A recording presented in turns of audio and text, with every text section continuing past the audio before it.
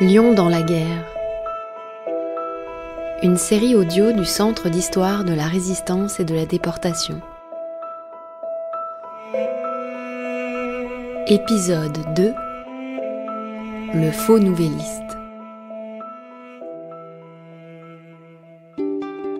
Découvrons l'histoire étonnante d'une opération de contre-propagande de la résistance lyonnaise menée sans violence et avec succès. Elle se déroule à la toute fin de l'année 1943. Le 31 décembre, les mouvements unis de résistance parviennent à diffuser dans les kiosques lyonnais 25 000 exemplaires d'une fausse édition du Nouvelliste, journal collaborationniste. En apparence, ce numéro ressemble au vrai quotidien à s'y méprendre, mais en réalité, il s'agit d'un faux, d'un journal pastiche. Les articles qu'on peut y lire dévalorisent les Allemands et la collaboration française, tandis qu'ils vantent au contraire les exploits de la résistance. Tour de force, la quasi-totalité de ces exemplaires détournés s'écoule en quelques heures, en cette matinée du 31 décembre 1943, avant que la police ne soit avertie de la supercherie. L'opération de déstabilisation est une véritable réussite. Mais comment tout cela a commencé ? Rembobinons ensemble le cours des événements.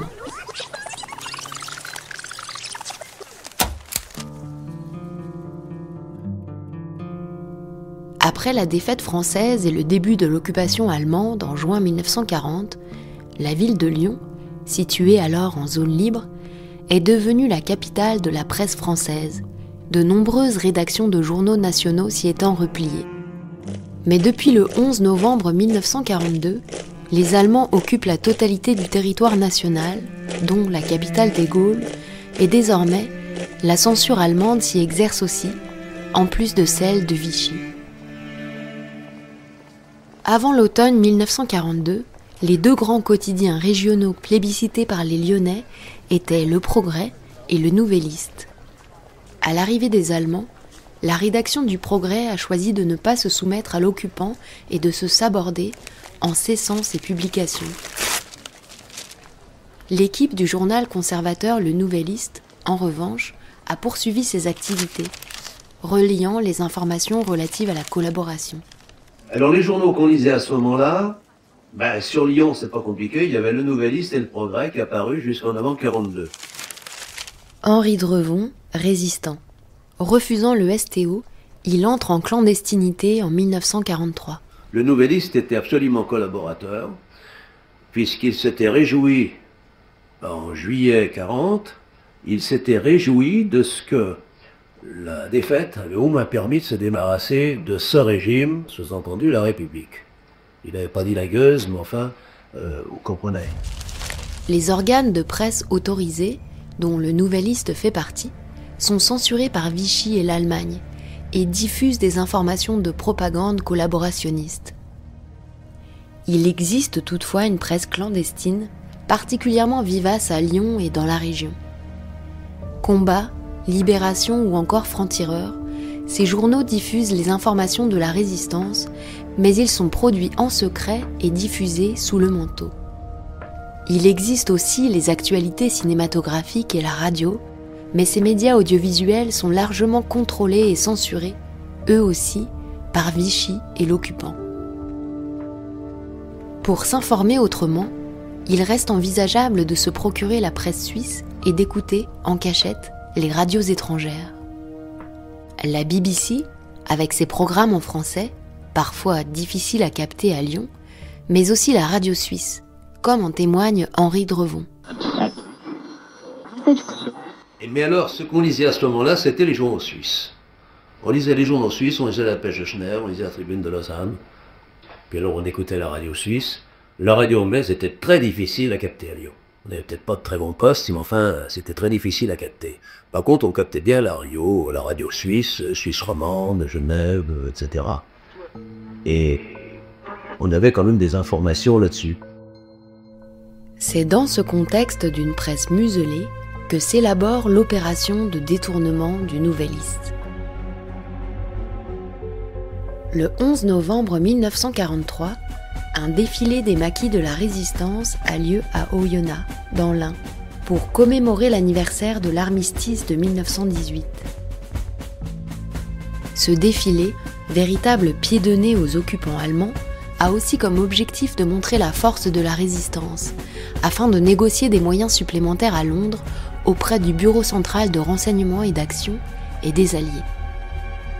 Le soir même, au retour de cette commémoration résistante, l'idée d'un détournement de journal émerge. Henri Jaboulet, Charles Moller, dit Duvernois, et Lucien Bonnet, 3 agents du service régional maquis, font le trajet retour ensemble d'Oyonnax jusqu'à Lyon. Henri Jaboulet, texte rédigé en 1946. Rentré d'Oyonnax assez tardivement, nous nous sommes trouvés bloqués à mon domicile par le couvre-feu. Mes camarades ont préféré passer la nuit chez moi en ma compagnie et nous écoutions la radio de Londres qui nous annonçait ce soir-là qu'une fausse édition du Soir, journal bruxellois, venait d'être diffusée dans toute la Belgique. C'est cette édition qui nous donna l'idée de réaliser quelque chose d'analogue. Ce faux numéro du journal Le Soir a été édité et distribué par la Résistance belge en 50 000 exemplaires. Inspirés par cette idée, Jaboulet et ses amis commencent à réfléchir à la mise au point d'une action semblable, avec plusieurs objectifs en tête. Diffuser des informations de contre-propagande, montrer la force de la résistance et accroître la dispersion de ses idées, tout en ridiculisant les autorités de Vichy et les Allemands. Mais l'organisation d'une telle opération est loin d'être aisée. De l'écriture à la distribution, en passant par la mise en page et l'impression, il s'agit de relever de nombreux défis. Pour cette mission délicate, les rôles sont répartis.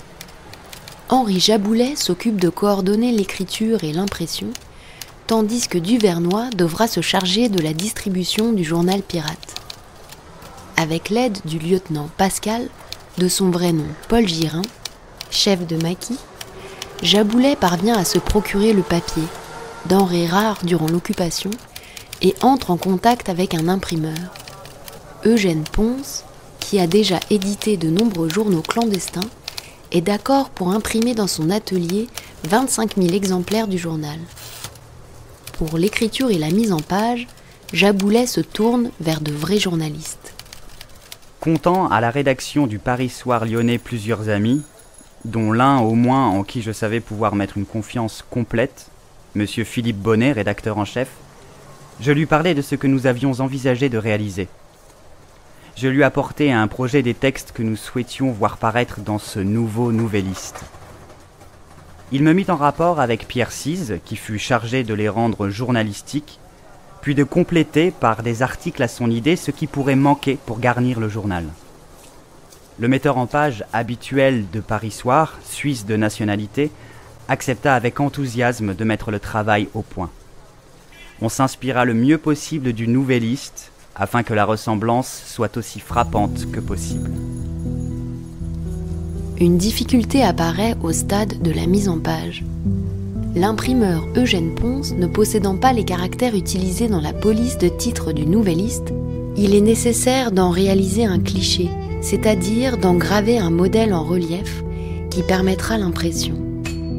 Un typographe du Progrès, Francisque Vacher, se charge de cette mission délicate. Prévoir d'imprimer ce journal clandestin en de multiples exemplaires est une chose, mais parvenir à le distribuer en le faisant passer pour vrai en est une autre. C'est le plus gros défi qui se pose à notre équipe de résistants. Le point le plus délicat était de trouver le moyen de diffusion le plus efficace. Le but fixé étant d'amener à lire par ruse ce faux journal par ses lecteurs habituels. Plusieurs moyens furent envisagés. Le premier étant d'attaquer les voitures de livraison Hachette par des groupes francs, de remplacer les conducteurs et de faire nous-mêmes la distribution. À l'étude, ce projet se révéla irréalisable. Il fallait trouver autre chose. L'idée germe alors de dupliquer une méthode déjà employée par les autorités, en prétextant une censure de dernière minute qui permettra de remplacer les vrais exemplaires du journal par les faux. Pour cela, l'équipe à la manœuvre étudie minutieusement les horaires et les itinéraires des voitures de livraison qui, chaque matin, déposent le nouvelliste au kiosquier de la ville. Pour mener à bien cette mission de remplacement, 6 équipes de distribution sont constituées, réparties en 6 camionnettes différentes. Lorsque tout est prêt, l'opération est fixée au 31 décembre. Le tirage du journal est réalisé le week-end précédent dans l'imprimerie d'Eugène Ponce, située dans les pentes de la Croix-Rousse, au 21 de la rue Vieille-Monnaie, l'actuelle rue René-Lénaud. 2 typographes complices, Vernier et Planchet, participent à l'impression. Le 30 décembre, veille de l'opération, les groupes francs de l'équipe de livraison se retrouvent au garage d'où partira la mission.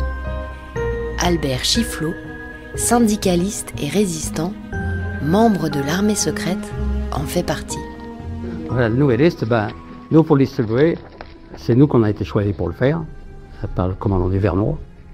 On avait quand même un avantage, c'est que c'était bien organisé.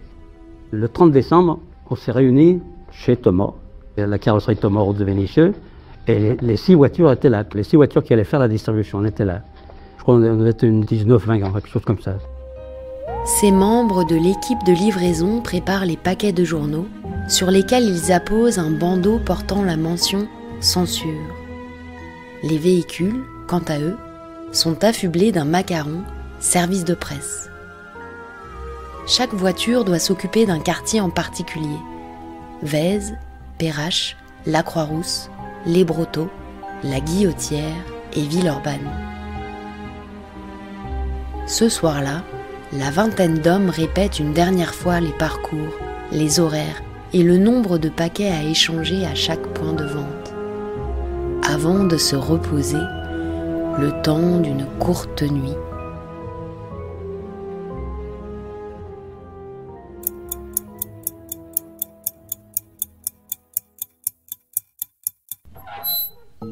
31 décembre, 5 heures du matin.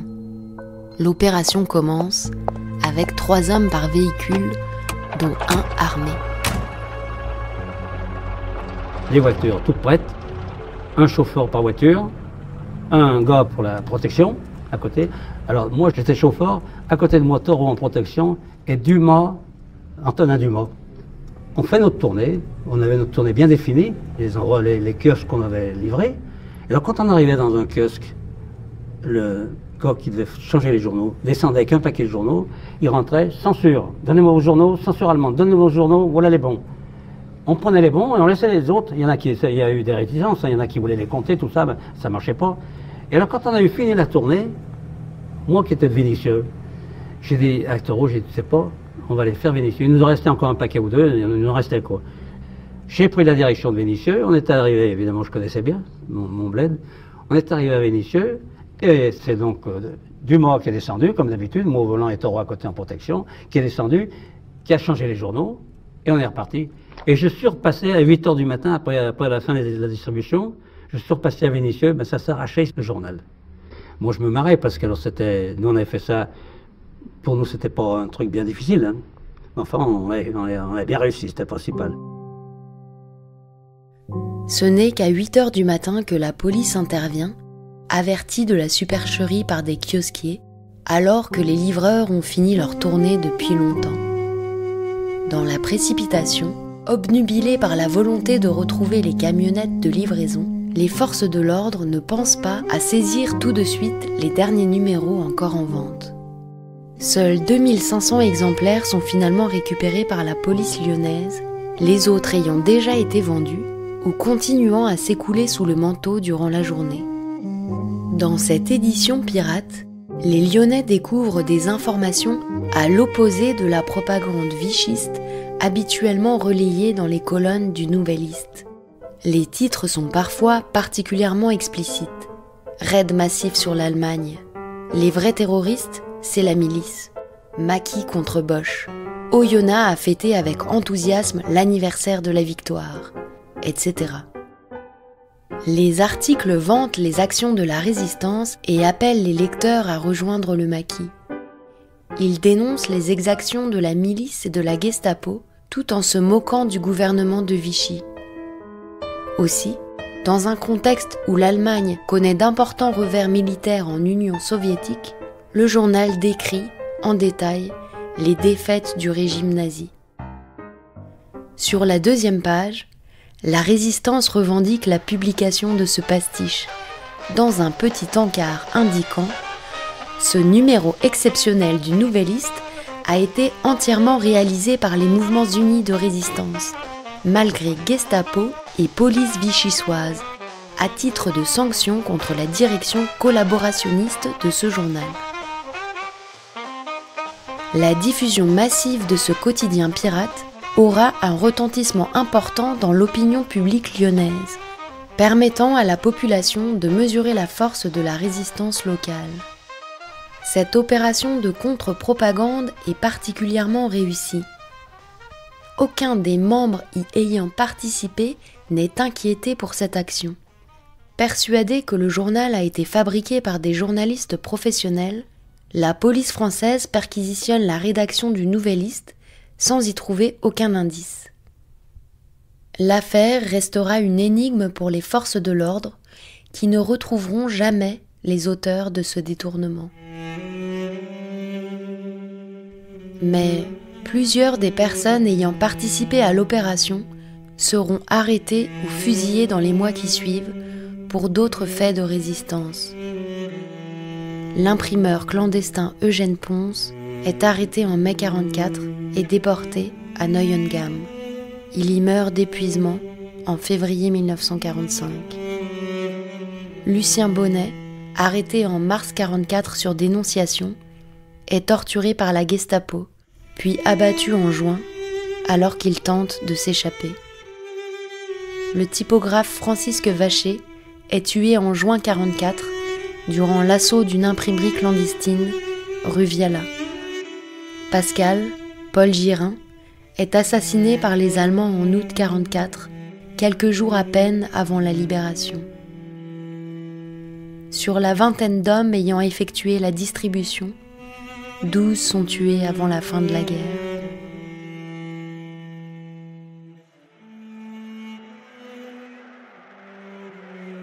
Après la libération, le Nouvelliste est interdit de publication, tandis que le Progrès commence à reparaître.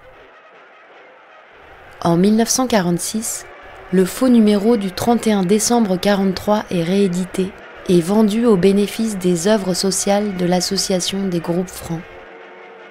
2 pages y sont ajoutées, dans lesquelles Henri Jaboulet et Duvernoy racontent la genèse et le déroulement de cet acte de résistance à la symbolique très forte.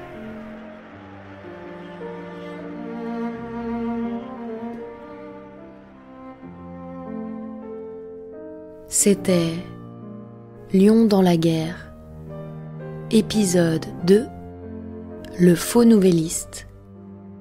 Un documentaire sonore avec les témoignages d'Albert Chifflot et Henri Drevon, recueillis par le CHRD au début des années 1990. Lecture du texte d'Henri Jaboulet rédigé en 1946, Pierre-Damien Traverseau. Écriture et réalisation, Marine Beccarelli. Un podcast du Centre d'histoire de la résistance et de la déportation de Lyon.